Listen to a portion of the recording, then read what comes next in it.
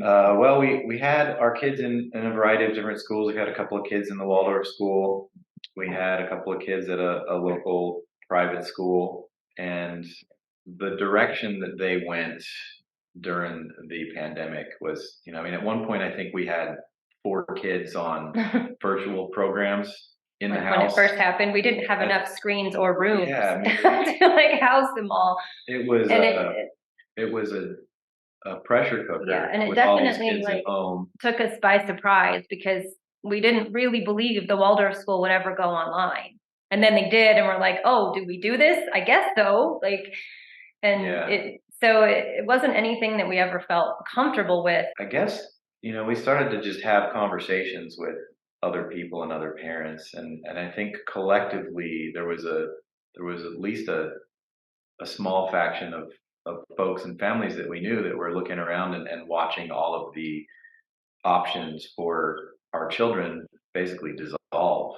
This isn't going to work for our kids to have to go do health screens and wear masks, and we're not going to do that.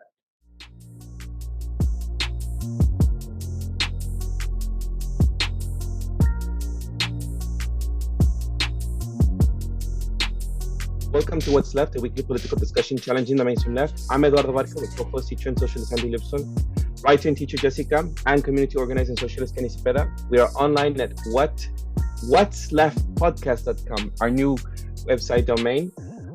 That's what'sleftpodcast.com. You can find that link to our blog in the episode notes. You can also find our personal social media handles as at Don Eduardo Barca and at ZepTKE on Instagram, and Jess's Twitter handle as at JHomie89. Please subscribe, rate, review, turn on your notifications, and share your favorite episode where you found this episode. Thank you. Right. Well, today we've got 2 guests on What's Left, joining us from Asheville, North Carolina, and we'll be discussing with them some transformative work that they have done out in education, but more importantly, in education that's an academy that's very different from the most public education and most kind of education that we know. We are joined by Jaydee Azavari, the Executive Director and Therapeutic Facilitator, and by Jay Azavari, Founder and Music Chair. Jay Azavari has been working with drama as both a facilitator and educator for over 25 years. In 2006, he studied vibrational medicine with Fabian Maman at the Tamadou Institute, focusing on resolving dissonances in the physical and subtle bodies. And in 2008, he was introduced to somatic experiencing and the work of Dr. Peter Levine. There is also Jaydee Azavari, and she has worked in the realms of education, empowerment, therapeutic transformation for the past 22 years. From 1999 to 2016, Jaydee focused her efforts on being an independent midwifery instructor, and administrator of the Matrona, a holistic midwifery school. And beyond birth, Jaydee has spent time studying and offering herself as a special education homeschool teacher, raw vegan food nutritionist, and caterer, and board member to nonprofits such as Sacred Birthing. Both have extensive knowledge and experience, and we welcome them both to What's Left and are very excited to hear what they have to share with us, especially from the academy and their approaches and their philosophy. We welcome you both, Jaydee and Jay. Thank you very much for joining us. Thank you for having us. You are joining us as well from AATA, this academy that I hope that you will discuss further with us. Andy, why don't you share with us your connection with Jay and Jaydee? How you got to know them? What was the impetus for this interview? As we're all looking forward to and are very excited to hearing their experiences and just what they have to share on today's episode. I got Jay's name from a person who was on our show regularly, Jake Kleisik, who we know for all his work around the school world order book, which I think, Jay, maybe you had. Is that how you knew Jake? We learned through that book. Mm-hmm. Yeah. And he had called me and basically said, I met some folks you really got to talk to. They're doing very interesting work in North Carolina. Essentially described it as a freedom school, as exactly the kind of school that I was actually interested in potentially being part of or starting here in the Bay Area, one that was completely free of really seemingly any institutions, governmental, corporate, whatever, and was just and seemed to have come out of this COVID stuff, or at least that's when it seemed to come together. And I became very interested in talking about or getting to. I reached out to Jay and said, "I heard you're doing the school. Would you like to talk about it?" And we talked on the phone for a while. And your story and your wife's story just sounded fascinating. And honestly, if you remember last week, I was like, all this stuff has gone on around FTX and Bitcoin and all the stuff in the world going on. But honestly, I personally think these are the most important stories right now, because we all know the world is going to hell, but we don't know what people are doing about it. And I actually think the story you two are sharing is exactly the kinds of things that I would like to be a part of, and I think other people need to be a part of, which is building the world as you want it to exist, not the world as it is. And that's what I think is exciting about the Appalachian Academy of Therapeutic Arts. So I'm hoping to hear more about how you started this, and just there, as Eduardo had noted, you all have an immense amount of experience in other things that I think we'll talk about as well potentially. But that's the big thing, is kind of your story about how you got the school up and going, what's been your experience, and where you think this is headed. Well, I think you said it well, that there is a real need for creating something that we want to see in the world. And a lot of the things that have happened in our lives have really crystallized and become clear since the pandemic. That there was a lot of impetus and a lot of silver linings that had come out of those happenings over these last few years. But we have oftentimes reflected that this is what we've wanted to be seeing, as something like this be created all along. It gave us a little bit more of a motivation and an impetus to take these steps. And it's not purely just a reaction to the set of conditions that we find ourselves in. It's really truly gotten us in touch with the essence of what we want to see in the world, and what we've been really striving for all along. So I do think that is an important point to make, that it's really about bringing into creation and breathing life into the ideas and the true inspirations that really light us up as humans. So from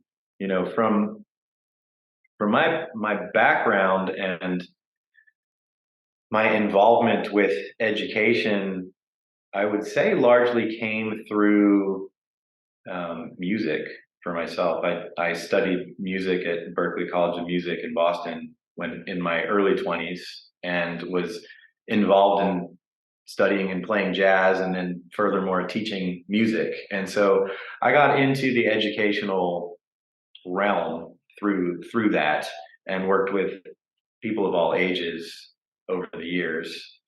And then when I had children of my own, I started to get involved in looking for ways to seek out opportunities and experiences that were different than some of the things that were available in the conventional ways.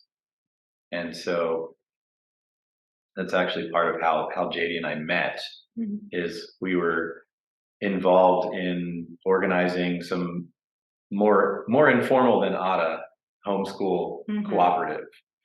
And so we came together and started talking about ideas about curriculum and things and concepts that really just were inspirational to both of us, and found that there was a lot of similarities there. But we were bringing together things like anatomy and physiology and jazz music, and we're like, wow, look at how these things are actually alike, and all of this really like far out, but like very deep and true to us, like particular ways. And that was like 8 years ago, so way before the most recent challenges we've all been like sorting through. Yeah. And I think that, for me, the things that have really shaped my perception of the world have had to do with music and vibration, and not just studying and playing and performing music, but how the harmonic relationships are reflected in our physiology, in our spirituality, in nature, in all of the things, and how those harmonic, both consonant and dissonant relationship, tension, resolution, how those things work together, and how they are deeply just reflective of how reality is made up.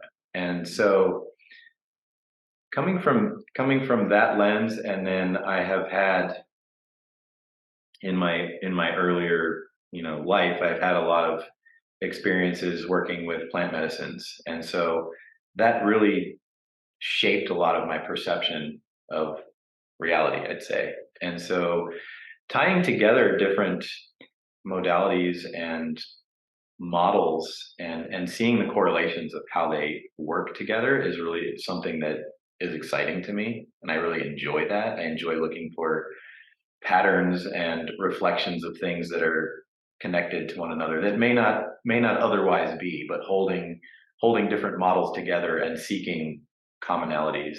And so we spent a lot of time talking about different things that we have experienced. So for instance, the concept of midwifery and what it means to be a midwife and holding space for something of that magnitude had a lot of similarities to the experiences that I had working with ceremonial and plant medicine space.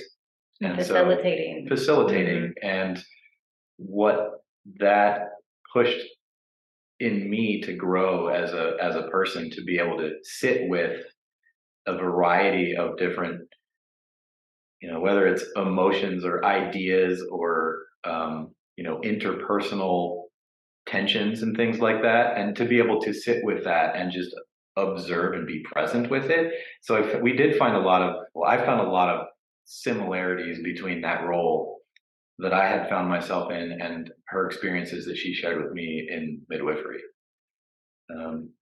So to give a little bit of context for where we were both coming from, mm-hmm. at the inception of this, what now is AATA. And did you want to share anything about your story or background? Sure. So I initially had a full scholarship pre-med, was like, I'm going to be an obstetrician. I don't know where that really came from at the time, but that was my focus. And 18, went to a hospital birth for the first time and was like, whoa, what the hell just happened? I had no idea. And it wasn't the birth, it was everything around the birth. And I was like, I'm not going to be an obstetrician. That's not at all how I see myself as a person who would facilitate this huge, incredible process. So then I was like, well, should I be a nurse? What do I do? And had a memory actually of myself as probably about an 8-year-old on my back porch with my mom's friend at the time, who was a very iconic hippie. And my 8-year-old self was like, what is going on with you and the hair and all the things, but all right, And I remember her telling us a story of how she had her baby at home on her front yard on 8 Mile in Detroit. And if I'm from Michigan, so if anybody has any context of what 8 Mile in Detroit is like, it's not a place where most people would have a baby. But she was like, that's what I wanted. It was awesome. And my midwife helped me. I was like, oh, wow, like, what is that? And I went on a journey to really discover what that meant for me. Quit college, started traveling around the US, finding midwives all over that I could talk to tell me how they did what they did, how I could do what they were doing. And it was really, really beautiful time. And then shortly thereafter, I found myself pregnant with my first child and went on to a really straightforward home birth, thinking that I was really prepared because I'd been studying midwifery for, at that point, 5 years. And I came away from that birth, everybody telling me it was great, like a first baby at home, straightforward, like 5 hours. This is a great birth, but I didn't feel like it was, and I couldn't place what it was. And then became pregnant again with my second child, had another straightforward home birth, but after that one was even more affected, to the point where it was almost like a deep depression around my whole life. I didn't think I could be a midwife. I didn't really understand what was going on, and just kind of set it all to the side. A couple years went on, and once you kind of have the birth desire and to support women in that capacity, it often doesn't go away. So it came back, and I'm like, all right, I'm just going to do this. I'm going to go to, at the time, Seattle Midwifery School, actually, which doesn't exist anymore, but it was 2005, I think, and it was really the only midwifery school in the country. I'm like, I'll just get it done. I'm not going to try to apprentice anymore. I want to complete this. And actually found out shortly after moving to Washington State that I was pregnant with my third child, and he was due right when I was supposed to start school. So I had this kind of existential dilemma. I had decided to continue with being a mom to 3 boys, as we talked about a little bit ago. But while I was pregnant with that third child, I moved into a community house with a woman who was also pregnant, and she told me she was having an unassisted birth. And I was like, well, what is that? And again, this is a pretty common thing now, but in 2005, it wasn't. It was very new. There was one book written about it that I could find. And I was a little bit like, well, what could be better than a home birth with a midwife? Like, why would you want to have a birth in this like completely quote unquote unassisted way? And she went on to tell me why. And it was very similar to my story. And it finally put context to what I hadn't been able to understand for, at that point, 3 or 4 years. And it was something that felt very insidious. It was like an insidious control that, yes, I had these lovely midwives who I felt really saw me and really supported me. And in a lot of ways they did. I don't particularly blame them, or if you have any hard feelings toward them for this concept, but it's a bigger part of the entire system that you don't really have choice. Like, even in something that's so fringe as home birth midwifery, there's still the layers of all of the indoctrination of how you support and manage someone in a medical context, that you're really the one in charge.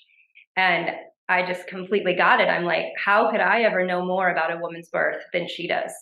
She's the one in charge. Like, even if I have went to school or I know all these things, like, there's no way that I could know more than she does. And that was the piece that I was able to like glean from all of that. And I went on to have an unassisted birth, which was awesome and helped me to understand all of those things. But then shortly thereafter found the midwifery school that I then went on to study with and stay on as a facilitator and teacher, and then eventually administrator. It's called the Matrona. And it was really unlike anything else I'd ever seen in regards to midwifery education. And it taught exactly what I was looking for, which is how to be with somebody knowing that you're not in charge of their birth, that they are, and all the variations of what that looks like. It's called quantum midwifery. That's what we were doing. It's great.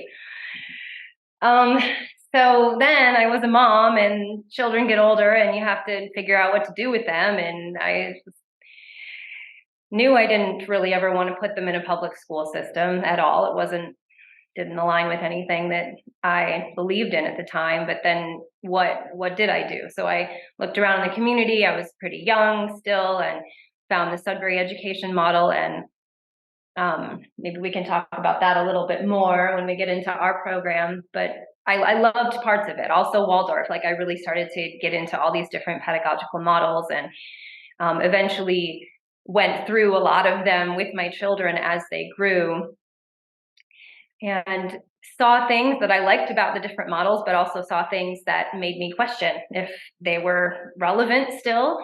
I mean, for me, it really rings true to say, like, these models were great when they hit the planet. Like, Waldorf was great when it hit the planet and matched where everyone was at. Steiner had the thing, but now I'm not sure.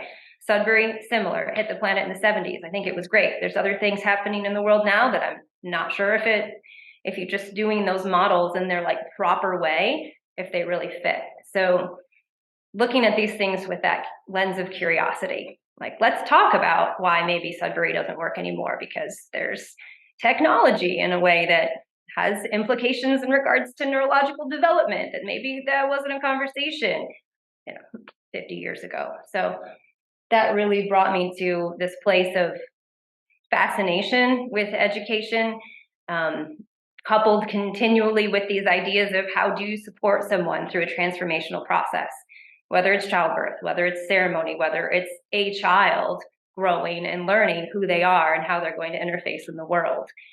And, we can, again, go into some more of these details in a little bit, but through that, had my children in a variety of different things. Kind of every year they were doing something different, whether it was homeschool or Waldorf school, as we moved a few times. But it really created an interesting foundation for what we have now created here. Well, I guess that's it then. Why don't we jump? Well, tell us about, I guess, AATA. Yeah, like when did you birth this project, like, officially, and how did it come about? I loved hearing kind of the backstories and like what led up to this, and I feel like I have a lot of questions about some of the stuff you covered, but I know this episode's gonna be kind of geared toward AATA, so yeah, I'm fine with going there, I think. So yeah, I mean, we had, like Jaydee said, we had familiarity and had been involved with a variety of different schools or educational programs.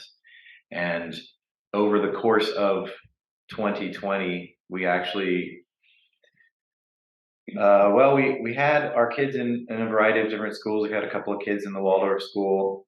We had a couple of kids at a local private school, and the direction that they went during the pandemic was, at one point I think we had 4 kids on virtual programs in the house. When it first happened, we didn't have enough screens or rooms to like house them all. It was a pressure cooker. Yeah, and it with all these definitely kids at home. Took us by surprise, because we didn't really believe the Waldorf school would ever go online.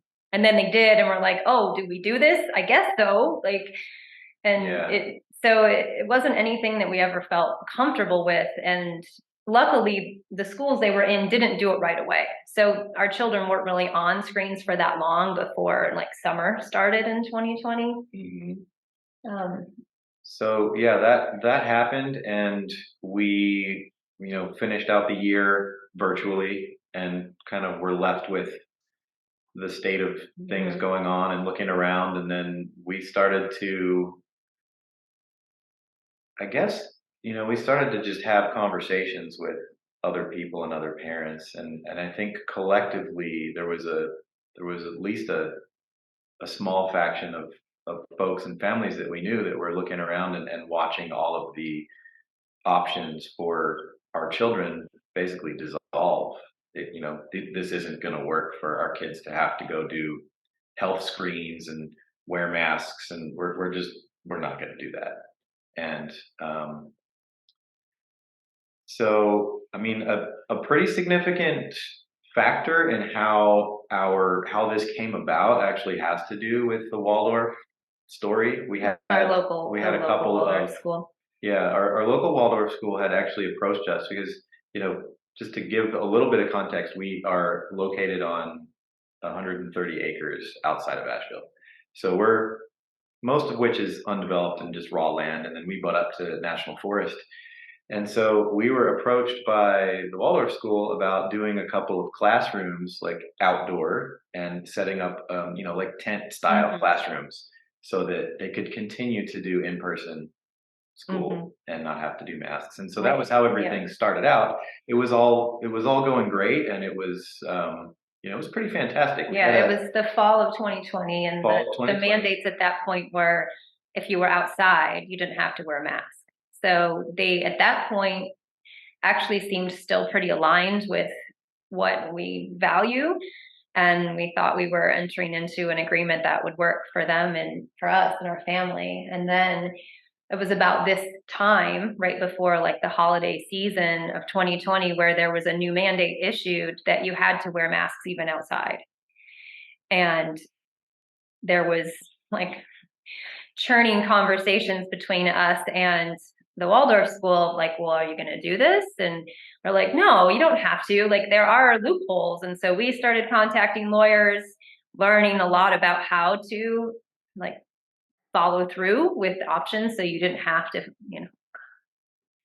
follow the mandates. And we thought that the Waldorf school would be really happy for a lot of the things that we found, and be like, great, we can do this together. And you can probably guess where it's going. They didn't. And when the children returned from the holiday breaks, they had instituted wearing masks outside, and it really changed everything. Like, the children here had a sanctuary, and the families that were aligned with us were just like so grateful, because the kids would come on the land and it was like how it's always been, and these children just still experiencing childhood. And then once that bubble burst, and my daughter came home and she's just within tears. She's like, Mom, when the teacher went out of the classroom, the kids were on desks pointing, get on your mask. Like, I'm not wearing my mask. Some of them on, some of them off. Like, just everything infiltrated.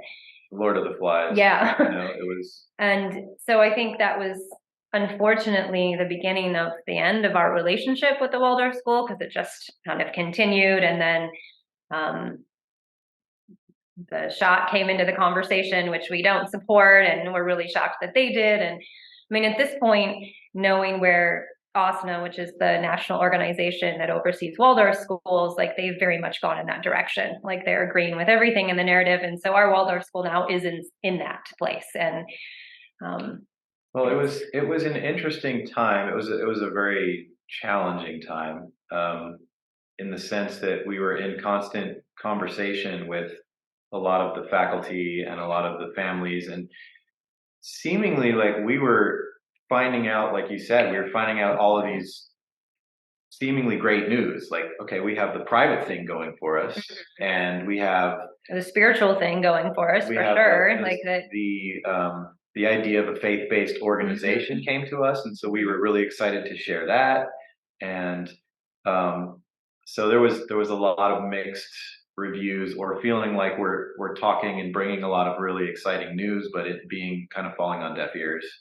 And so in the tumultuousness of that time, it was also really allowed us to educate ourselves around what options we have in order to continue to operate as as normal, regardless of without the mandate being told that we have to do. Yeah. And one of our good friends runs a nature program, and he actually used the terminology that he wanted to keep his nature program open regardless of the mandates, and he didn't want to put masks on kids. He said that he was going to declare his program an essential service and keep things going regardless. So that was, to see somebody doing something. He had a really great way of framing that, and so that was, little pieces like that, little gems came up, and we discovered a couple of things. I mean, we reconnected with the idea of the PMA, which is something that we knew about through midwifery, which is the Private Membership Association. And so, getting people to agree to do things privately outside of any, overseeing body, any sort of system. So that was one piece that really came together. And so we began to implement that. And we also learned about the 508c1a, which is a ecclesiastical trust. And we had the good fortune to be connected with a few people that knew about this already. And so those are both things that we have set up in the organization of AATA. And so as things ended with that school year, with the 2020 school year, 2020 going into 2021, that was when it was actually with the man that he mentioned that runs the outdoor nature-based program, he's a good friend of ours, and it's called On the Forest Floor. And they actually hold the majority of their programs on our land and have for 6 or 7 years.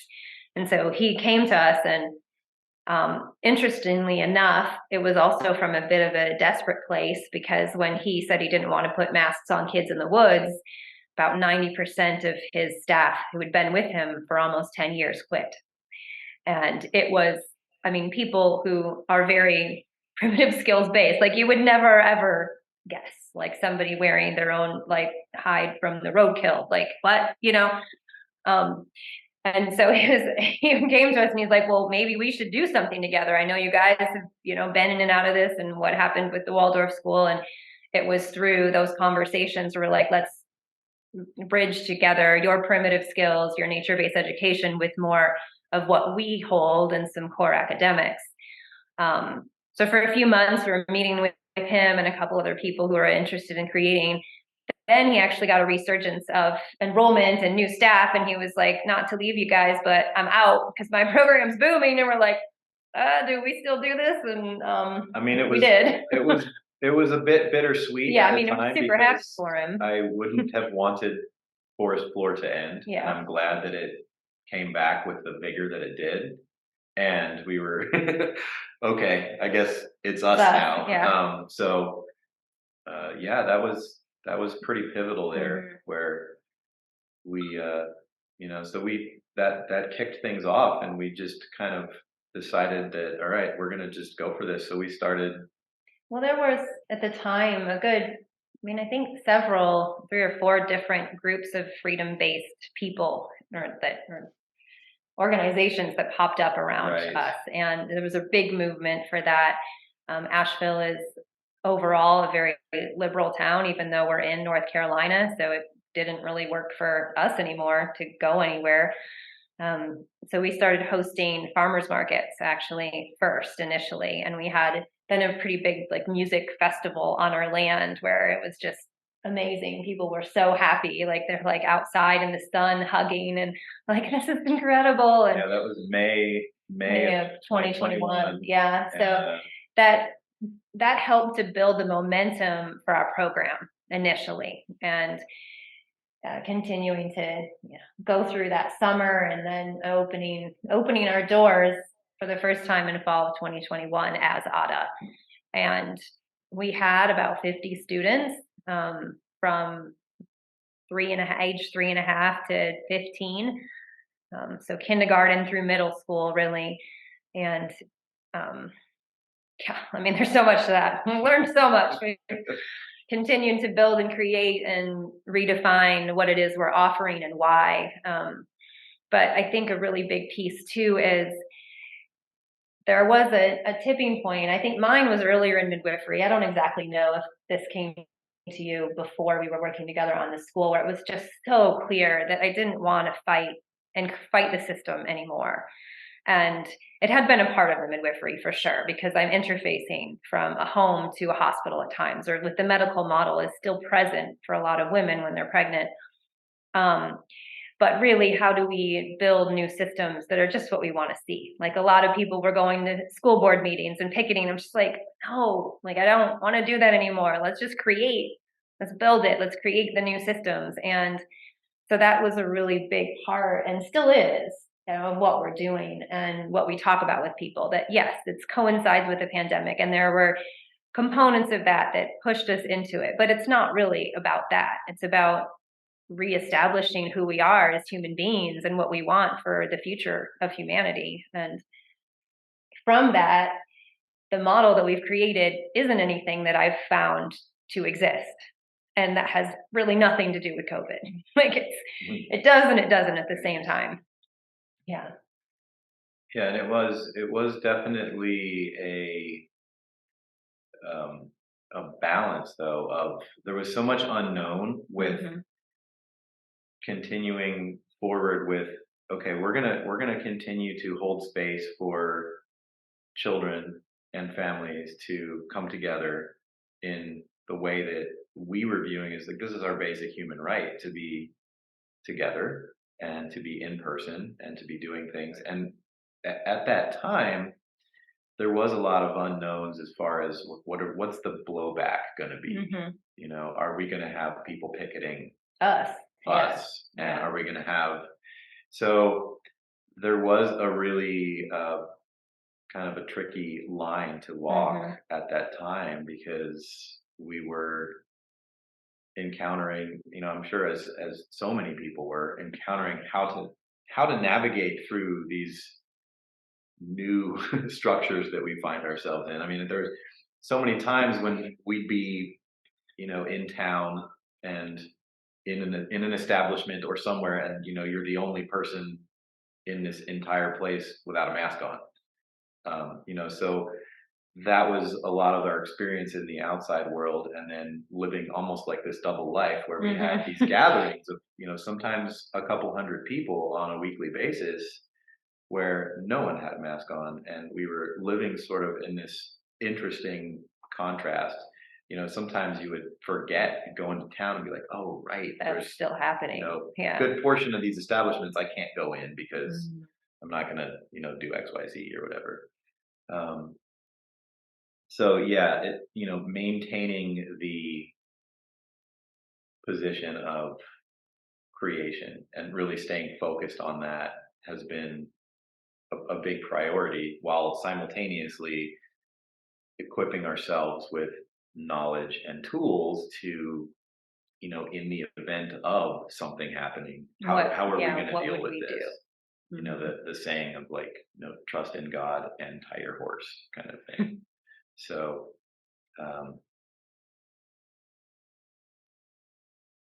yeah, just that was an important piece for me to speak to, because they were so enmeshed at the time. It was a lot of excitement and a lot of uncertainty. Yeah. Eduardo, you got a question?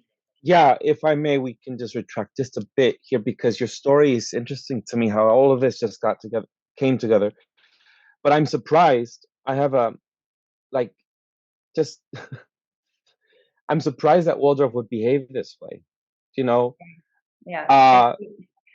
it's they're supposed to be non-authoritarian, alternative schooling. It's supposed to be, you know, this holistic approach to children's way of learning. It just, and then for them to come out, and I mean, even their teachers are educated not by a traditional, like, you know, like a university. It's they have their own education to train teachers to become a Waldorf teacher. And then my background in early childhood education, I, you know, this is obviously not healthy for kids to have. And we had two of my friends come on to What's Left that are professionals and who've worked with kids. I mean, I'm just using that word professional because I think that's what people like to hear.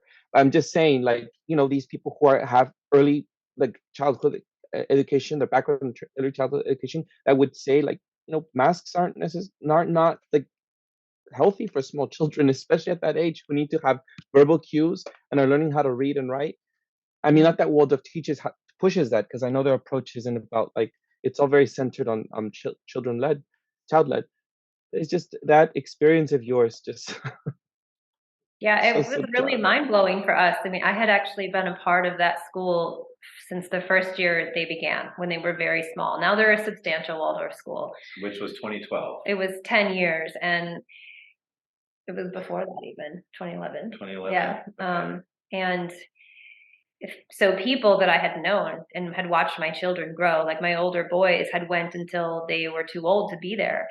And they just, it was like all of those relationships just ended. Well, and in Waldorf, they do stay with the same teacher. They stay with the same teacher. So, like, my children have been with the same teachers, and yeah, it was shocking, truly. But they're not supposed to be about tech either. Yeah, and like they went online and thinking that we still had like some connections, and they were not really going with all. They were actually the only Waldorf school in North Carolina that wasn't masking in the fall of 2020. So they were still like fringe, and we're like, great, like we're gonna get through this together. And then when that shifted, it was really tough for us and for our children. They actually went I mean, we talked a little bit about how much we'd share about this, but I do think it's relevant. that when we started to speak out about the shot, when that came into the picture, which was the end of the school year of 2021, and we were like, we do not support this on this property. And we knew some of the teachers had gotten it, and we didn't tell them they couldn't be here, but we felt it was really important that the community knew that that's not what we were supporting. And when that became like a known fact in the community, they left within a day. They actually packed up and left, went over a 12-hour period. And we were out of town, and our children who were in the school here on our property, our 2 girls came home and their classrooms were gone. Everything that they had known, just gone for years. Like my daughter had been in the program for 5 years, and she didn't, I mean, that was the end of it. And our other daughter it was 3 years in that same class. But again, you stay with the same teacher until they're old enough, and then But again, like then looking at the whole organization of ASNA and these things that just don't match up. Like, how can you hold the philosophies of Rudolf Steiner and then think that you should put a mask on a child, and it just use tons of tech? Yeah. So amazing. of the original students that joined you, were some of the Waldorf students and families kind of sticking with you from there, or were people in the community finding you through like the music festival, or like how did you initially kind of get this off the ground, especially given that it sounds like there was actually quite a lot of hostility in your surrounding community? There was the aspect of these larger freedom communities that then connected to ones across the country that I think were really helpful. And last year and this school year, we've had as many people move here from other locations to attend our school than local. From Costa Rica, we have somebody coming from Italy right now, from Vermont, New York, Chicago. So it's definitely been West Coast, an interesting mix of local people and then people traveling here. We do have a couple other alternative type schools, or they're not really schools, but whatever we call ourselves, homeschool organization, I don't know.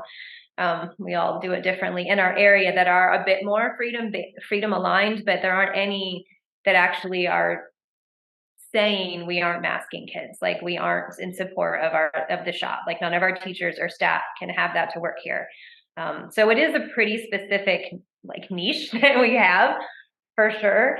Well, but just to circle back around to the original, like the question there, I think that the fallout from the termination of the relationship with the Waldorf school and here was the intensity was such that there wasn't anyone that stayed from that community. Really, like they all there wasn't any child that enrolled here that had been in the Waldorf school. Yeah, and so it was pretty concentrated, intense at that time. So I don't know. It was such a sudden and shocking event that it almost like just completely wiped the slate clean of that community and having an association here. And just imagine that's horrible for your children, to have those. I was going to ask, like, how did so this is the last question I'll ask, and then I'll let Danny and Andy jump in. But how did your kids handle this? Like, I mean, the trauma of kind of being just cut off from what they were used to for so many years, but then also, were they excited in the end to kind of help you build this new world? It's mixed for sure. I think our youngest loves it, right? But when you get into the aspect of how the teenagers have been affected by this and the lack of ability to even naturally rebel in the ways that they should and to find community outside of their family structure, when we're presenting to our 13-year-old, you're just going to go to school here again. She's a little like, really? But overall, if you were to ask them, they're utterly grateful that they've been able to continue they understand, they do, I believe on a deep level, why we are doing what we're doing. And they're happy about that. They do say that, even if they might complain a little bit.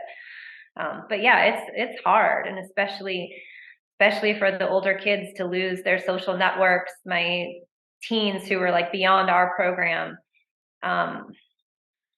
they really suffered. They were in the other private school in town, separate from ours, that Jay had mentioned earlier, which completely went with the narrative immediately. And so we pulled them out of there, and they lost all of those connections too. Go ahead, Kenny.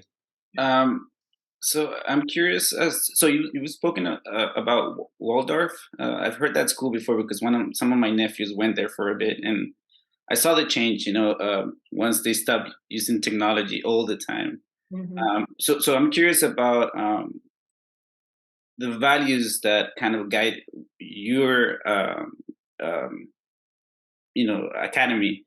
And so, what are some of the principles that you exercise in your vision? Yeah. Well, we have drawn some inspiration from from Steiner, and we're starting to really make a distinction between Waldorf as a brand and Steiner inspired things, because it's sort of there's been a bifurcation there. So yeah, there is a lot of Steiner that we are inspired by, incorporating a lot of crafts and song, and following the rhythms of the year with celebrations, and spending a lot of time in nature, spending time away from technology, EMFs. Well, we initially founded with this idea of 3 pillars. And I mean, I can speak to that, the 3 pillars. Yeah. So we, in the course of that first, I'd say, several months of really, how things coalesced with what became AATA. There was distilled down in really trying to grasp what the essence of what were our guiding principles. We came up with 3 pillars, and it was nature immersion, and it was like vibrational principles, like harmonic integration, vibrational principles, which was drawing a lot from what my background with music and harmonics, and basically just like the vibrational quality of that has some crossover with nature. And then the therapeutic aspect, which we've come to clarify now as therapeutic arts. And so that can be something that we've now been able to articulate as a series of tools and modalities that are aimed at self-knowledge, self-mastery, and creating a mind, body, spirit activation on a cellular level that provides the tools for these children to navigate, being alive, being human in this world. And furthermore, coming out of a educational environment and not needing to seek reparative measures after the case. So that's what that's where the therapeutic arts comes in. And the nature piece is really huge, because we do have that working all the time. It's we're in nature to such a degree that's it's there passively, whether you know it or not. And then we also are intentionally interacting with the natural world in a variety of ways. The older children are outside all the time. We have built timber frame pavilions, and they aren't quite finished, but when they're finished, they will be able to close and have wood stoves when it is really cold. So we do have these geodesic domes that you can put heaters in right now. But it's the idea that you're outside as much as you absolutely can be until you need to be in. And like Forest Floor is here on our property, and they're outside every day with no shelter at all. that we're coming from, the place where this maybe is more of a Steiner quality, where if you're going to be evoking in the higher parts of the brain, you might want to consider some warmth for a child. So it's like when they're doing math, if they're not doing math by looking at fractals of leaves, they might be inside warming up if it's February. But other than that, I mean, they're very much outdoors at all times, learning from nature in the passive way that Jay mentioned. Our kindergarten children actually have an indoor structure that they can go in at when they need to, but they're still outside absolutely as much as they can be. Yeah, but the therapeutic arts it's been really fun actually defining it. It's, for me, pulling together a lot of my background that I've gone through with like the Waldorf, and then we mentioned earlier Sudbury, which if anybody knows those models, they're exactly the opposite. I'm like, yeah, it's really cool. Let's see how we can bring them together, and be curious about it. So offering structure and rhythm and more of these nurturing qualities, but then also providing children the opportunity to speak to what they want to learn and be a part of choosing, which is that Sudbury piece that Waldorf actually doesn't offer so much, because it's a pretty strict and specific curriculum that they follow. And that the therapeutic piece really does tie into both of our backgrounds before this. Like, how do we create a system for children where they don't have to heal their entire adult life from what happened in school, and not have this broken system that they need to heal from? So we've incorporated, a big part of what we do is we have natural horsemanship and a super awesome equine team that bring equine therapy to the kids on a weekly basis. We also have music with Jay's like component of bringing this therapeutic harmonic piece to it. And then we have what we call our therapeutic block, where we bring in different teachers from the community, where we had a barefoot hiker come in. We had drama therapy for 6 weeks. We're doing like a emotional communication type class right now. But there's lots of different things that we fit into that slot, as you could only imagine. And then we also still have core academics happening with the older kids, and the kindergarten is very much a Waldorf style classroom and approach. Jay, do you want to give an example or two of harmonic integration and like what that could possibly look like in this setting? I'm just super curious. What sorts of activities? Well, I mean, I like to work with these things on a very practical level. So I've spent a lot of time and have spent a lot of time with these kids doing things that integrate breath and movement. So, last year we did a lot of qigong with the kids and used the 6 healing sounds. So you have vibration, you have breath, you have intention, and you have movement working together within the body, and you have a series of exercises or movements that you work with and you learn, and it correlates with different organ systems in the body. It correlates with the different seasons of the year, and I mean, I'm a fan of 5 elements, Chinese medicine, and so it's really about connecting the different pieces of ourselves together and then seeing how they match up with the reflections of the larger cycles of the natural world. And so, things like movement and song, and then interaction with, how does this apply to things that we can take with us, and simplicity in the sense that it's attainable, it's within grasp. And I bring the same aspect into my music class, in the sense that, I don't know, for right now I'm working with the baritone ukulele, which is a 4-stringed instrument. It's the same tuning as a guitar, minus the 2 lower strings, the 2 bass strings. And so I like to approach this instrument, this is the particular lens that we're studying music through, but approaching it in a way where it's offering accessible tools so that every kid can make music. Every kid can create music. It's akin to how I would approach reading and writing.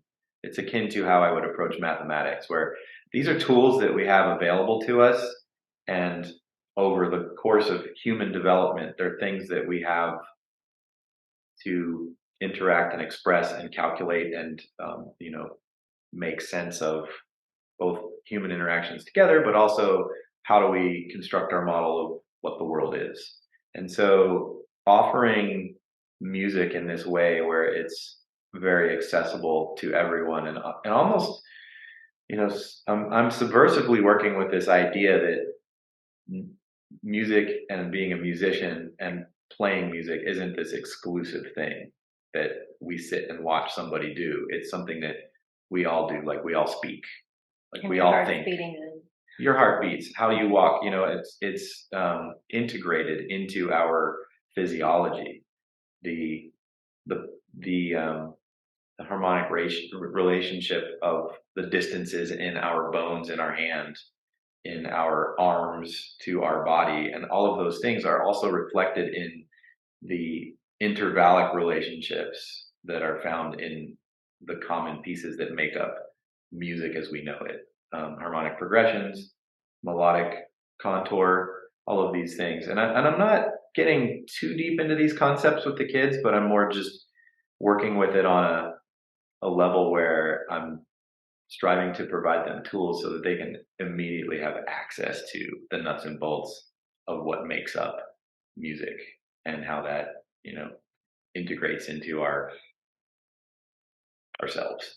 So it's a work in progress, and but it's a big passion of mine, and so I enjoy working with that. So yeah, hopefully that answers the question. Yeah.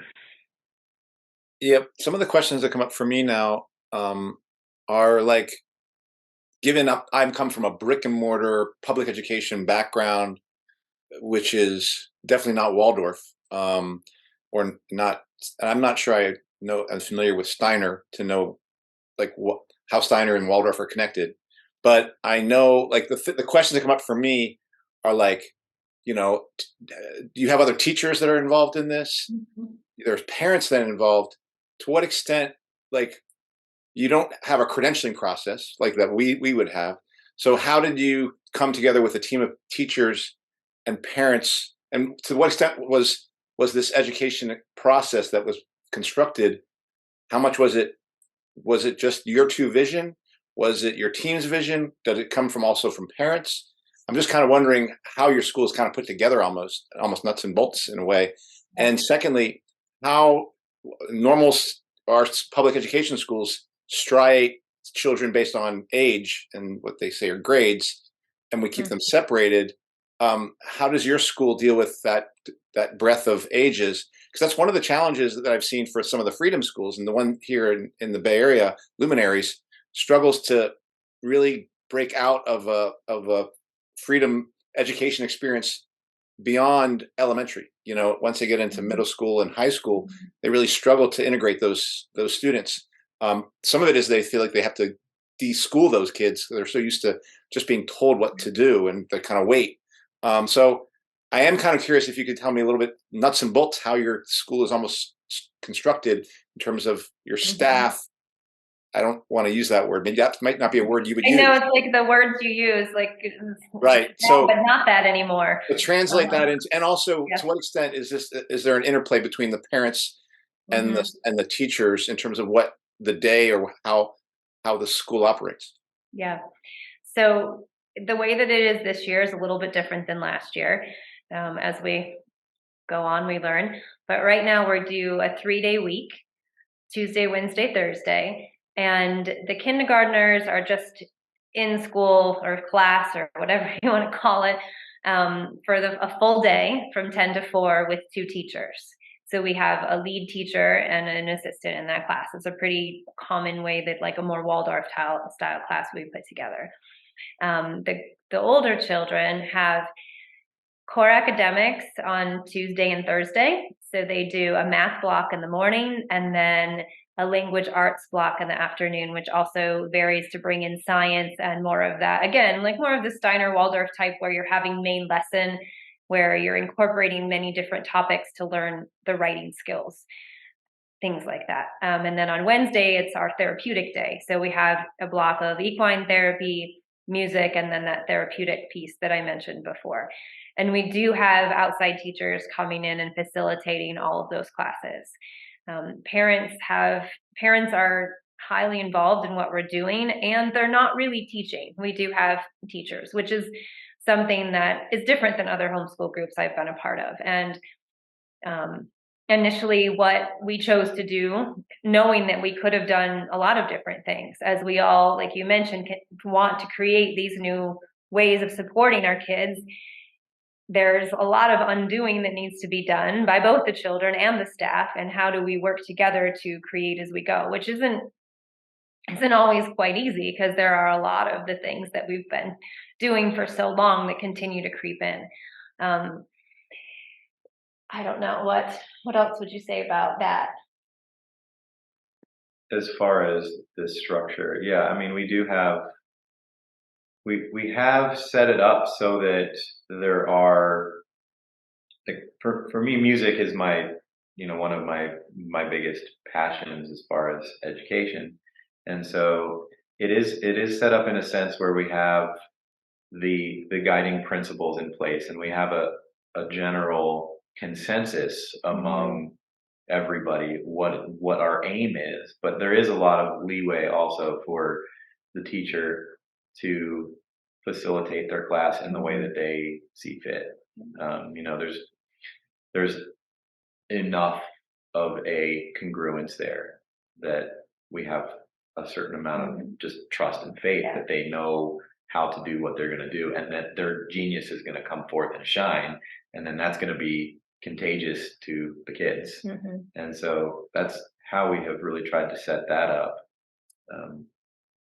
We chose consciously to create a program where parents could drop their children off. That's what was the collective desire of the community around us at the time.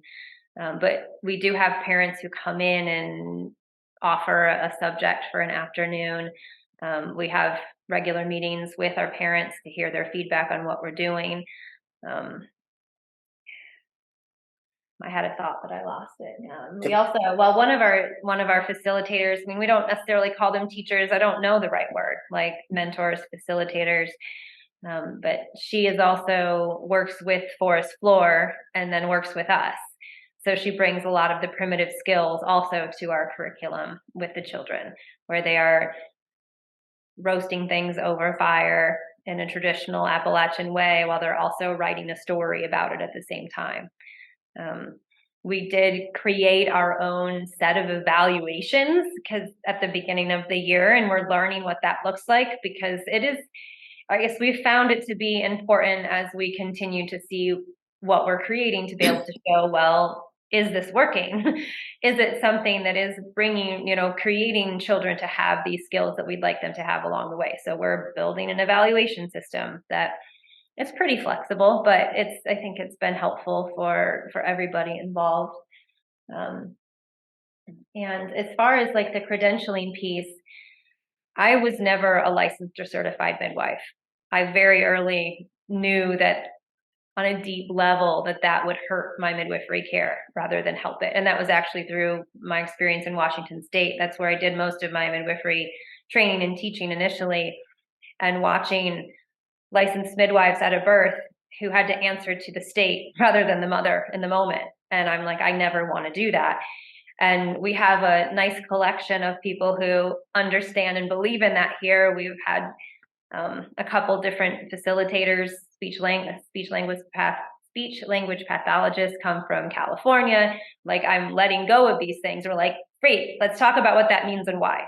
And so we don't really track that, but we have people here who have had credentials that have consciously let them go. And we want to offer a space for people to explore what that means and to still be recognized for their gifts and talents without needing somebody outside of themselves telling them they're valid to do whatever they believe in is true. Yeah, and I know, Kenny, you got a question, but I have one follow-up I'd like to do. First off, I think that's probably the best, most concise expression of what a credential really is, which is that we as teachers will answer to the state before we will answer to the child or to the student. And that really is the value of my credential. It is making me say, I will honor what the state asks, which is, I think, why all of us teachers went nuts during this time, and we went the wrong way when we said it was about relationships, when we said it was about that stuff. And even here in California or in Sacramento, we have a person in our group, Workers and Students for Choice, who had to leave their Waldorf school because she refused to mask and things like that. And I think her child had to go as well. So this is across the country. The question I would have in terms of when you mentioned the Tuesday, Wednesday, Thursday, does that mean that the parents would also say, will they see that as sort of, well, I'm bringing my student to school on Tuesday, Wednesday, and Thursday to AATA, but then on Monday and Friday and maybe Saturday I'll homeschool? Is that how the parents are treating it? Like, is it kind of almost like a hybrid homeschool school model kind of thing? I mean, I do think it really varies from parent to parent, depending on their own values and needs for their child. Like, we are offering it with what core academics we bring that, like, for me, it's enough for my kid. Like, I don't really do much else. We've created this model where I think that they're getting the fundamentals in reading and writing and math to be able to navigate in the world. Once you have those things, to me, you can learn anything you want. And that's what I want you to do. I want you to then be fueled by this inner desire to learn more about a science or to get deeper into grammar theory because you want to write a novel, that kind of thing. There's other parents here who believe in more academics for their kids and they do supplemental tutoring, something or whatever they might do at home. There's parents who actually would like less academics than we do, and we work with them too. On just to speak like in the logistical sense, here on our property, we actually have that outdoor program running that we've talked about on the forest floor coinciding with ours. So there are children who actually enroll in forest floor on Monday and or Friday. So they could be here 5 days a week. We have actually quite a few children on Monday doing that. So they are also in this other program together on Mondays. And last year we had a 4-day week. We did Monday through Thursday, and we did that based on another local school that was doing a 4-day week. Not a school, but a homeschool type cooperative. Well, another program that like was ours. doing a 4-day week, and it seemed to be appealing to a lot of people to have 4 days instead of 5. Give a little bit more. And now we're like, well, 3 days. Like, why not? It's been great in that sense to just continue to unravel the structures that we think we need to be inside of, and then be like, does this work or does it not work? Like this year we went from 10 to 4 instead of 9 to 3, and all the parents are like, yay. And I'm like, really? You don't need a child here at 9? They're like, no. I'm like, well, I don't either. It's really beautiful to be in, however much it brings its challenges, but to be in this creative space and then to be able to talk to other people about it and say, we can support you in this too. I can share what I've learned because I've heard so much over the last couple of years. And I mean, one thing that we've noticed a lot, even with local freedom organizations or even bigger national ones, is there's a lot of discussion and a lot of giving of information, which is really needed and helpful. But then what do you do? What do you do with that when you have a kid looking at you at the kitchen table like, I'm bored?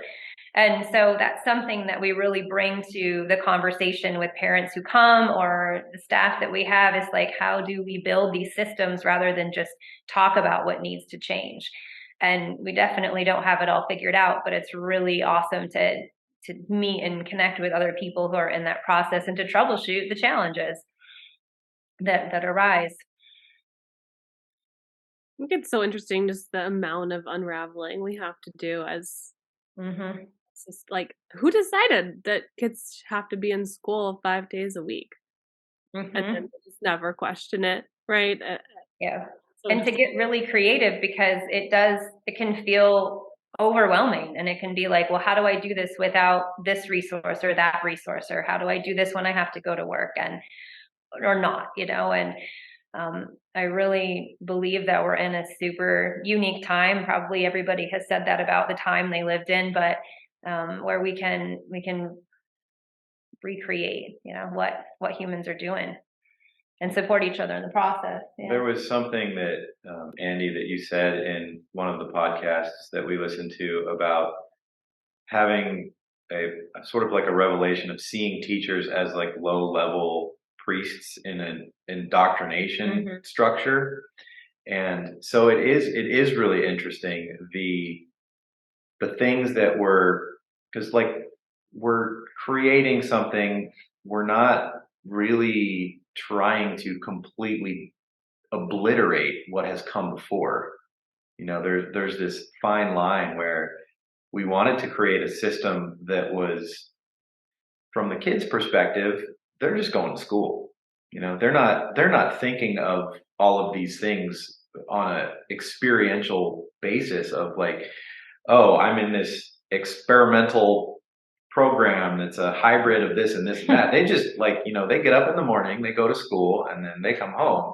And so we have this unique vantage point of seeing the behind the scenes of what's going on, and really striving to strike this balance of what we're choosing to carry on from the systems that we've become so accustomed to and become so reliant on, because there are a lot of families that want to drop off their kids at school and then pick them up at the end of the day. And so, trying to really find the pieces of that work for, our demographic.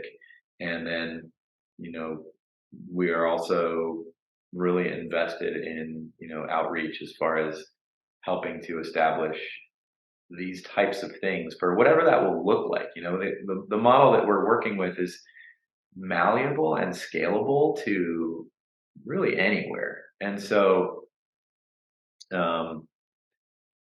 working towards, because no matter how much we do here, we can really only cater to so many families and so many kids. And this is going on everywhere.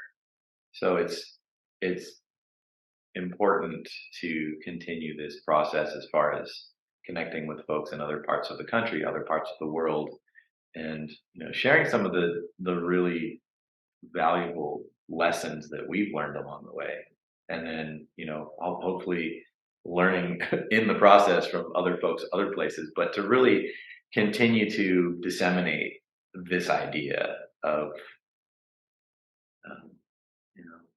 whatever this is collectively that we're doing here, which feels really deep and important, and almost beyond just like a single word description. So I'm curious.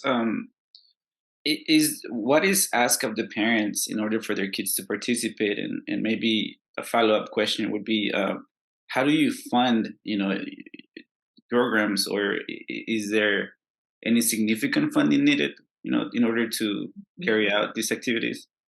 Yeah, that's been a challenge for sure. I mean, we do charge a tuition, you would say, but it really doesn't even cover the operating costs. So it's been a huge labor of love for us. That's all we've done, probably 12 hours a day for the last 2 years, is try and determine different ways this thing can work. We can't get a lot of the traditional grants, one, because we're not a private school or even a charter school or anything like that, and two, because we're offering things that most organizations don't support at this point. And even like we have an event coming up. We're doing like what we're calling a sovereign supper, where it's like we've had a chef volunteer their time. We've had a local farm volunteer give us meat, things like that, to just create a beautiful fundraising event. And we're getting shadow banned everywhere. Like, I just got 2 more pictures of how our pages got taken down from here and from there. And so it's really tough for sure. Like, Jay and I went to the Weston A. Price and Children's Health Defense conferences that were back to back in Knoxville in October. And it was amazing to interface with people that were really excited about what we're doing, and like, hey, throw us a couple thousand, because we don't want to shut down. We need to be able to keep this going. So getting the word out, sharing it, because no school operates just from tuition. Like, there are always other funding sources to keep things going. So we're looking at potentially different ways to even operate our structure next year if we have to keep something happening, if we can't do it the way we're doing it right now. But yeah. And so, I mean, as far as what's asked of parents, we have, we have tuition, we have a couple, we have a certain amount of volunteer time that's required from each family. And so we're working with trying to, I mean, we're really aiming at trying to make this thing sustainable and ultimately regenerative. Yeah. But it is a bit of a puzzle that we're in the midst of trying to solve right now. So. And you guys do like a sliding scale for your tuition too, We right? do. Yeah, we do. Do a lot of people take advantage of that, or? Yeah, for sure. And we offer some like exchange in tuition for extra volunteer time. We do offer like tuition remediation for people who are teaching. Yeah, and I will say, like last year, one of our lessons with having pretty much double the number of families that we had, I'd say we were a lot more fluid and allowing things to happen in ways where we can help you out, we can we can accommodate you, and so that's been something that we've had to be a little bit more discerning around this time around. We have about 25 children this year, and it was a conscious choice to have less and to work more on some of the foundational pieces because we really did jump into it so big and so fast. Working on stability and foundation this go, which inevitably meant kind of focusing and condensing our operation, really. And we have had like facilitators or teachers who volunteer their time for sure. And it's a very clear and frank conversation of like, we're creating something here. We don't really know how long it's going to go on for, but it's great. Like, you want to come in and play with us. And so people who can resonate with that are here and doing, and other people there's too much like lack of clarity or consistency or too much unsure components to that it hasn't worked, and that's okay too. What are you guys most excited about moving forward? I'm sure there's a lot, but if you had to highlight one thing. I am excited about bringing more of the therapeutic arts because that is like the things that are of my background to the program. Midwifery, home birth midwifery, if you're not a nurse midwife in North Carolina, is illegal. So when I moved here, being a home birth midwife, I also was on the fringe and working outside of the system in lots of places in time before this. So I was always kind of getting creative, just like, how do you do what you do? And they're saying you can't do it. Where I have done a lot of work with perinatal mental health, I've worked with brain spotting, which I love, and it's similar to EMDR, but more client-led. So bringing some more of those modalities to the children is what really excites me. And we have some frequency healing devices here on our property. We have a harmonic egg, we have a PEMF machine, we have a Rife machine, and how we continue to investigate and learn the ways to use technology for good also. Like our school is completely screen free, and it will stay that way. It's EMF free. It's important to us that those things are here. But then if we can look at some of these ways that you can also find healing through frequency or technology and help guide the children with that, or the families, is important to us too. Yeah, I'm also really excited about building the equine program, which is something that we're doing, and being able to bring horses and the concept of natural horsemanship, and not that just horses are here for us to ride, that they are huge, huge teachers to the children. And of course, every child, that's like their favorite class. So that's cool. Yeah. And I'm yes. No, go ahead. I'm excited about continuing to hone and dial in the infrastructure that we have here, like the physical infrastructure, the buildings. I'm really enjoying being part of that process and working with wood and buildings, and kind of like this. It's an interesting intersection of the natural world and then the quantized structure of modern, what humans do within the natural world. Yeah, I find that really interesting and fascinating. So, like, learning how to set things up. Like we have this biogas toilet system that we're working on and building and installing, and it's like an outhouse, but you harvest the methane from the waste, and that can be used as fuel for heating or for cooking. Kind of bringing some of these things together and into this mix, and then having that be there as a example for the kids to see how we can move towards a better relational position with us and the natural world. So yeah, I'd say that, and then also networking and continuing to work with other locations to establish things of this ilk for what works for that community. Okay.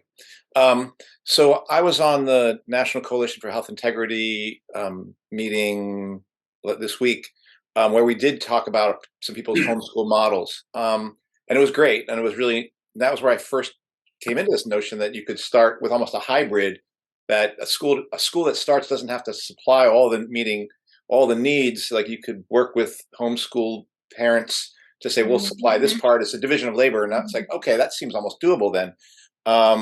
But I will say that one of the things that came across from all the schools was almost like, well, we can get this online and we can get that online and we can get access to those teachers online. And there didn't seem to be an awareness of the degree to which, having left one set of slave masters, they were now, I feel like, potentially going into a much more pernicious set of slave masters through tech and through the idea that online could be a way that a school can be structured. I know that, Jay, you came to me, or I got your name from you. You must be familiar with Jake's work. I'm wondering if you can speak to your own feelings, both spiritually, but also in terms of politically, about the role of tech in education, based on anything. I'm wondering what your feeling is, because currently I'm now feeling like all that has to go, and can't be a part of the educational process, or has to be minimized as much as possible. And then in the future, if we're ever going to have a real world, it'll have to be eliminated. But I'm kind of wondering where you both come from on that feeling in terms of the role of tech in education. yeah. I mean, it still feels like a bit of a conundrum to me. We largely have not incorporated, or we haven't incorporated any technology into our system right now. And I do feel like there's some interesting things going on with, technology that is using frequency to work with the human organism. Yeah. We work with a gentleman that creates, organite and copper. I don't exactly know what to call them. I could grab one off the wall and show you real quick. Yeah, we have some of those as well. Like, there's these little things that kind of minimize or swamp frequencies. I mean, so these are beautiful. I mean, they're beautiful. They're gorgeous, and we work with these in our buildings and our spaces. And so I think it's really, for me, it's starting with some of the pieces that we have, because I like to look at some of the things that we have available to us as technologies, and in a basic sense, like, breath and song. I like to think of like spiritual technologies or earth-based technologies, and beginning to build a bridge between what is there and what has been there for millennia and where we're at now, and then starting to weave back and forth somehow in a way where we can try and find some way to do this that isn't going to be oppressive or subversively enslaving us in some way. So that's kind of what the online learning piece. We definitely resonate more with the agenda that's been going on behind that, and still is. And I do think there's an opportunity or an option for that to end. and for it not to be fueled by that agenda of the technocracy. But at this point in time, I don't see that happening. And so we are operating in a way where when my 14-year-old needs to understand something, we actually hand her a dictionary. And she's like, what is this? And we're like, this is how you learn that. Or an encyclopedia. We don't at all really facilitate the children or encourage them to get on a computer to learn anything. We get books from the library, and we talk about the importance of keeping our books around, because that's also something that's going away. And how will we continue to teach and share knowledge? Because there's also the potential for all the technology just to stop at some point. We aren't in control of it. Somebody else is in control of this computer working right now. It's not me. I didn't create it. I don't run the internet. So what do we do if that stops? And so for us, we are working in a way where that can stop and we'll still keep going, other than not being able to do Zoom calls. But how the children are learning has nothing to do really with what they can get or find on a computer.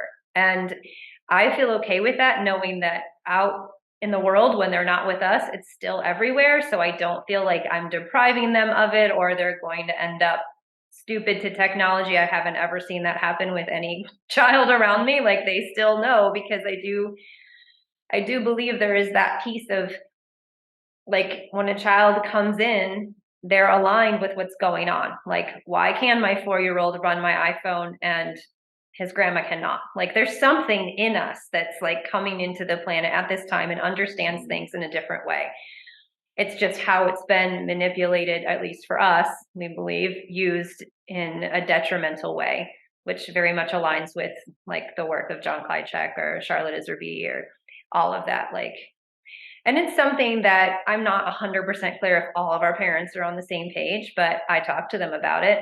I send them John. I mean, I know he goes by Jake. I just didn't meet him until recently, so I'm still saying John. Like, I send them all this podcast on THC, and I'm like, listen to this. This is why we're doing what we're doing. And I think, yeah, I mean, for me, that's really important to talk about. It is, for sure, because we do have, and going back to the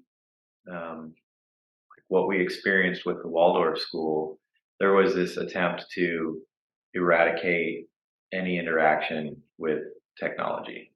And what we witnessed with our boys, our older boys, is that it almost created a vacuum of then the desire for it, right? Having this coveting of this thing, whether it's like video games or whatever, and them needing to kind of find a way to play that out for themselves, and then hopefully come back around to a place of which in fact they have, and which is pretty awesome. Really amazing to see. It was really I was. I mean, there was pretty nervous for a while there. Years where they were out of Waldorf school, they were homeschooled, they were in some day programs that were saying, use the internet, search for things, that kind of stuff, and letting them. And then now they're telling me, yeah, I actually was playing video games all that time because you wouldn't let me. But now I don't, because I see what it did, and I have the foundation that was created without this, that I can understand how it can be really detrimental to a person. So yeah, I mean, it's a fine line there, because we don't want to create a vacuum like that. And then also there's I don't know if you've read any of the book Glow Kids. It's just fascinating about, I mean, there's a few different books. There's a movie out on how technology affects the human brain and children and learning, but yeah, it's intense stuff for sure, and I really don't recommend it. And trying to find ways to do it without that, because we still are humans with lots of knowledge to share, and really it's that desire to share through story that's been co-opted by a computer. But it's just a story that we're learning, that we used to learn around a fire, but now we learn through a Wikipedia search.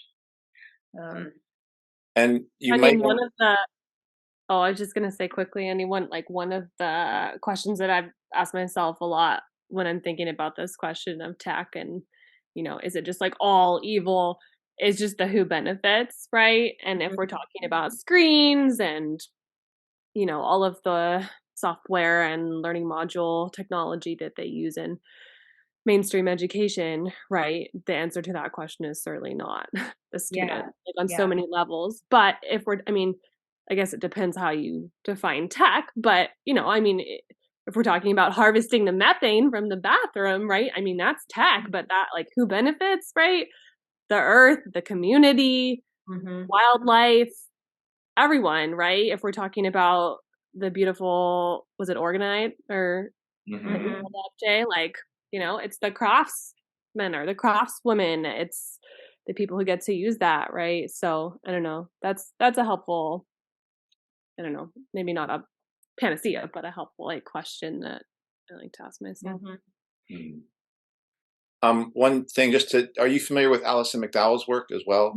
Yeah. Because she's been, particularly around this issue of resonances and harmonics, that's been an area that she's been looking into as a way of understanding what our rulers are up to in terms of what they're getting into to try to understand how to control people.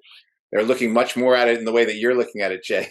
Like humans are constructed this way, and it's pretty amazing what she's finding. In addition to her ability to kind of see through what's going on with the technocratic takeover kind of stuff. McDowell she had some, when I first discovered her, that was some pretty hard-hitting information that I had to kind of titrate the amount that I listened to. I was like, I knew it. I knew it. I told you. It was. I had to do some vibrational healing myself after reading that blog. I know we've talked about Waldorf, we've talked about Sudbury, and for audience members, we actually did an episode where I went through some of these approaches. So we'll share a link to the episode where we did talk about even Summerhill in the UK and unschooling movement that I learned about in the UK. And so when you talk about Sudbury approach, like, is this one of the alternatives, like the meshing of the democratic approach where kids are invested in what like how the agreements are done in your educational paradigm or your space? So do they have a democratic vote? They decide, they make choices, and it's very socio-political, actually, right? Is that what you all do? Yeah, we do a lot of that. The children work to decide the parameters, their boundaries. At the beginning of the year, we have times where we circle back around to that. I mean, it would be rules, but it's not really rules, agreements, those things. And we're like, are these working? Are they not working? What would you do differently here? And then also their ability to, like I mentioned earlier, request like what they're learning about and be a part of that process. Which has been that was important to me, and I think has been really, like, the children love it. They love to be able to feel like they are important in saying what's going on for them. And so grades are not a part of this way of we do like a hybrid of a narrative type evaluation that we've created, but we don't have grades. No. And then two things, I think. One is like also this whole thing about the brain and how it affects children developmentally. We also have another episode where we invited two other professionals, like these two child development specialists that people can also look at, that see how tech, like, shows how tech really affects children's development. The part where I'm very curious, so that's the link. We'll add a link to the description. But the part where I'm very curious, because normally Waldorf, at least here in San Francisco and other areas that I visited, like even in Mexico, we have Waldorf schools, but these schools are normally tend to be left-leaning communities. And so I don't know if you know where I'm heading with this, but like when the whole unmasking and the whole, like during the pandemic, it really drew the lines for a lot of people that you were either like anti-vax, conservative, Trump supporter. This is the way people thought. And I've never voted for Trump. And I was called a Trump supporter at one point myself. And then so it's like, that's how people, blank and white, started labeling people. So I'm curious, when the split began and you all created this this approach, this space for children to be in a more very holistic environment, what kind of students and families started attending? Were they left leaning, right leaning, so to speak, according to the U.S. American way of seeing the whole COVID and pandemic view?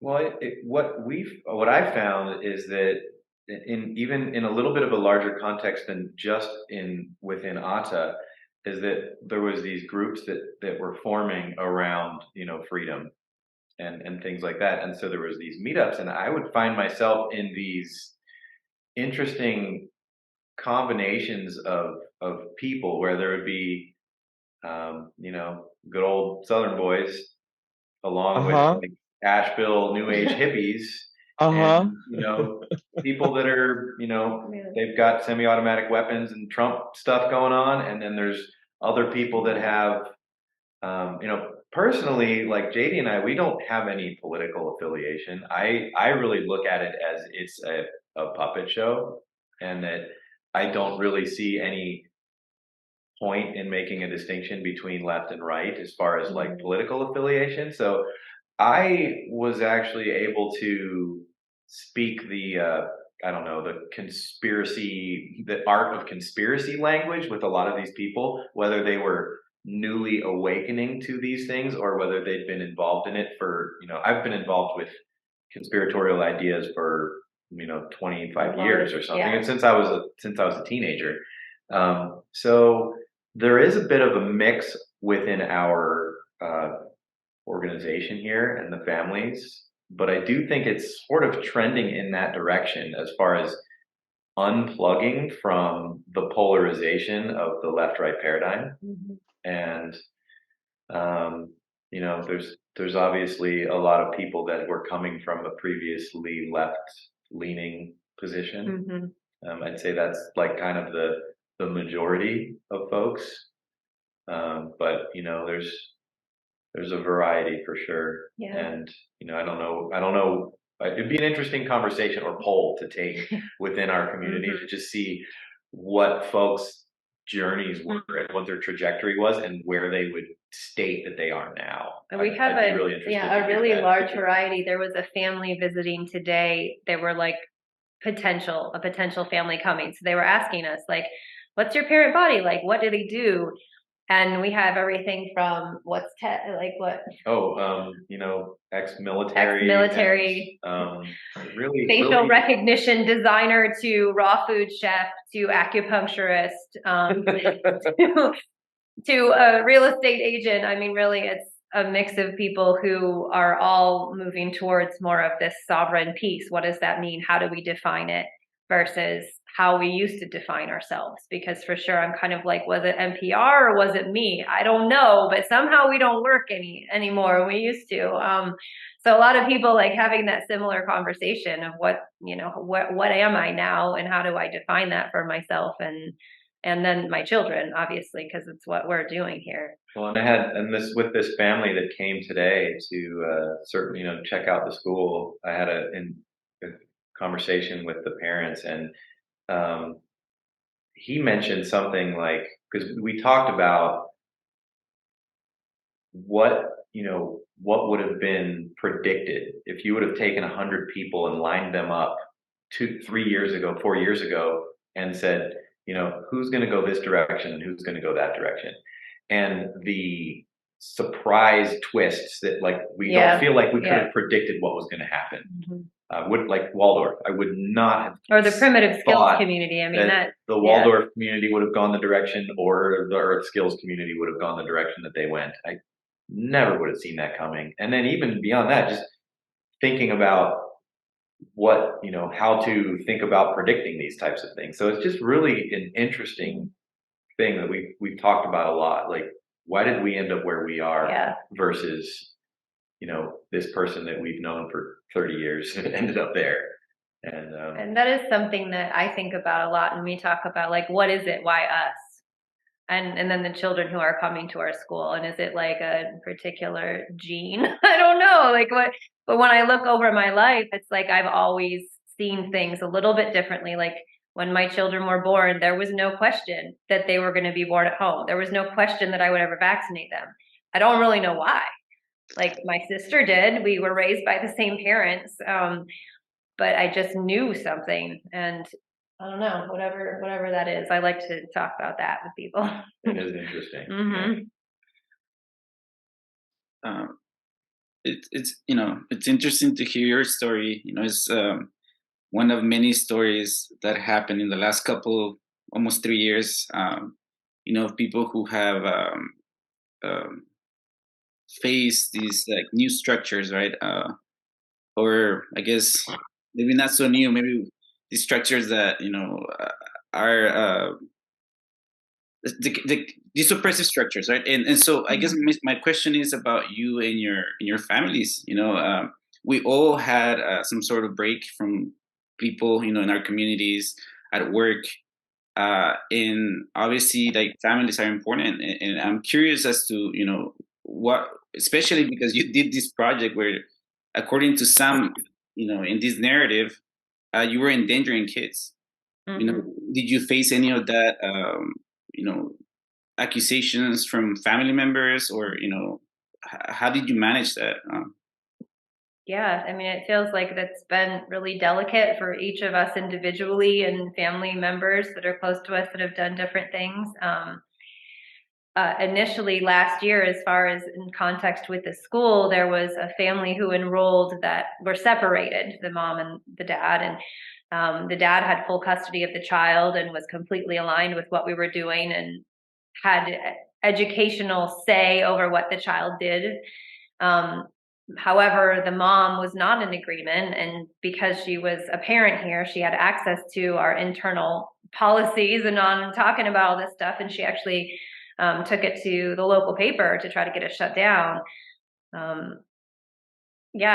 Luckily, I don't know all the details of it, but we were able to actually turn that article as much as possible in our favor, and it didn't end up taking us out. It actually helped.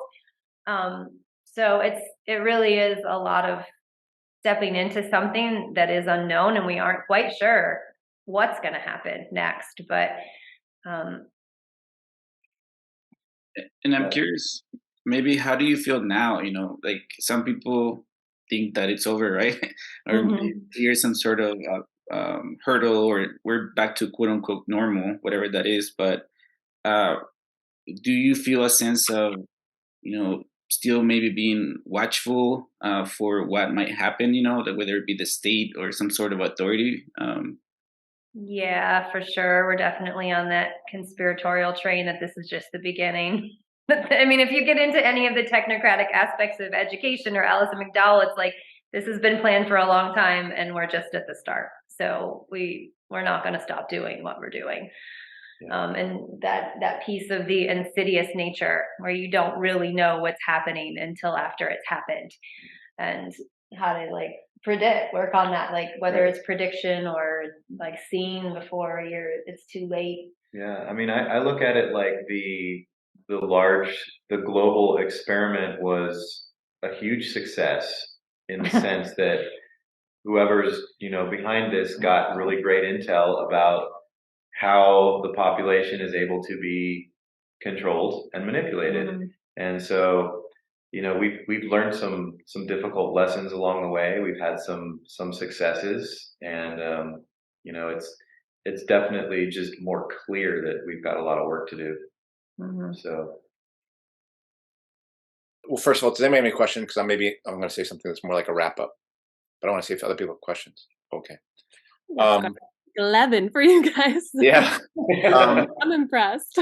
First of all, it's been amazing to hear your story. And Jaydee, to the center part, I wrote this down when you were talking about your background and, well, your orientation from midwifery, of that question for you of like, who is in control of this? Like, I feel like that question has been nagging me this whole time, like during this last few years. And it seems like that's been a question that's been on your mind for your entire life.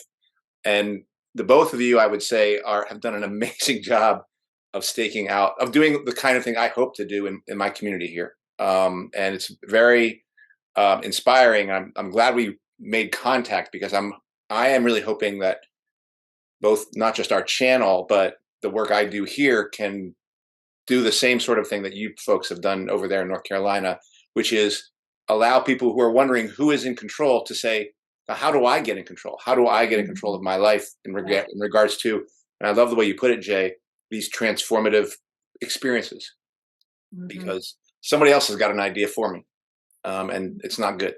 So I'm just really glad we got a chance to interview you. Well, I'm so grateful for the opportunity, and it's been really fun talking and getting to know each of you and sharing this. Yeah, it's been a pleasure. I wanted to add too, just obviously we'll link your website below, but just to encourage people, because I know we have a lot of listeners who are, whether they're parents or teachers, former teachers, mentors, whatever, are interested, like a lot of us here are, in transitioning to something else. I feel like your website does a really amazing job of just kind of articulating, your values, and then there's even like a sample, schedule and stuff like that. So I feel like if you found the interview interesting, you might draw some inspiration from it. So check it out. Yeah, and I've been doing pretty regularly monthly calls, like just with people who want to talk about this and continue to build whatever networks we can to support each other in the process. So that's something that, you can get to through the website. So we currently have a 50-50 raffle going to support AATA. Tickets are only $5 and it's virtual, so you can do it from anywhere. And the drawing, the winner, will be next Friday, December 9th, after our Sovereign Supper fundraiser. Where do we buy the tickets? On our website under Holiday Raffle. So we'll put that in the link, and maybe I've talked to Brandy about making a contribution. And that's Appalachian/academy.org. Yes. We'll link it. Do you have anything you want to suggest to families or other educators or other people who are interested in this work? How would, if they were to do anything like this for kids, for communities, what would be something that you just perseverance, because it sounds a lot like this was so much work and experimentation, and the consistency and the perseverance to get through all of this, and the attacks. I can just imagine the divisions. Yeah. Weathering all of that is just anything you want to share.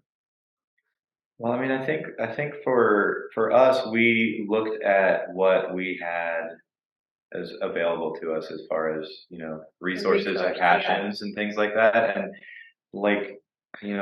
I want to really reiterate that the lessons that we've learned and the tools that we've gained along the way, I feel like along with our, our outline and our structure, it can be really reproduced at a scalable level to, a smaller program, a larger program, but really based on the individual and what lights them up. And then knowing that there are other people around, and, I feel like you gotta maybe, it's going to be different everywhere. We've got the laws in North Carolina the way that we do, which kind of work in our favor in this capacity. But, starting with what you've got and then building from there. And I think that's what way that this can be replicated. And I think doing the work to figure out what it is that you can connect to that's like your genius, the thing that really lights you up in relation to some type of school structure, and trusting in that. Trusting that you can step into something unknown, and because it is, I think that for a lot of people, it's really scary to let go of these structures and to trust, like, how is this going to work? What's going to happen? And that we're really just at a time where it's just do it. Like just do it. I was on a call with another organization, a person that's like, let's talk about starting new school systems. And it was somebody pretty well known. So there was about 100 people on the call, and they were all talking about starting something. But I was really the only one that actually did it. And I was kind of like, what? Like, do something. You can do it. And you might not know what it's going to look like or how it's going to happen, but that's okay. and how we can continue to facilitate and support each other in that. And I mean, I think that there's a really big conversation around what is community, how that works, and how many people say they want community, but then it doesn't work. And that's a whole nother really big topic. But I think if you can find even just one or two people, that's all you need to start. Like, you don't need to have your whole neighborhood working together to make it happen, to create something. And reach out, because we are here and we are invested in continuing this movement. So thank you. Yeah, thank you guys. Yeah, thank you very much for doing this. So we'll be in touch. Okay. That does it for this week's episode. What's Left is a weekly political podcast that's challenging the mainstream left. We post information about our topics and our guests on the episode notes where we found this episode, or on our blog as what'sleftpodcast.com. And you can find past episodes to this podcast /channel there and connect with us. I remind folks, if you like anything you have heard here, please subscribe, rate, review, turn on your notifications to any of our platforms on Spotify, iTunes Podcast, Stitcher, Google Play, BitChute, Odyssey, YouTube, Rumble, or Telegram. And you can find our blog in any of those links in the episode notes where we found this episode. If you would like to give us feedback about something you've heard or suggest something for us to cover, contact us through our blog. And you can always find their social media handles as @Don Eduardo Barca and @ZTK on Instagram, and Jessica's Twitter handle as @JHomie89. And we thank you very much, Jay and Jaydee, for being with us. It was such a pleasure having you both, and we'll hope to see everyone, the team, Jessica, Kenny, and Andy on the next episode. Thank you all very much. Ciao. Thank you.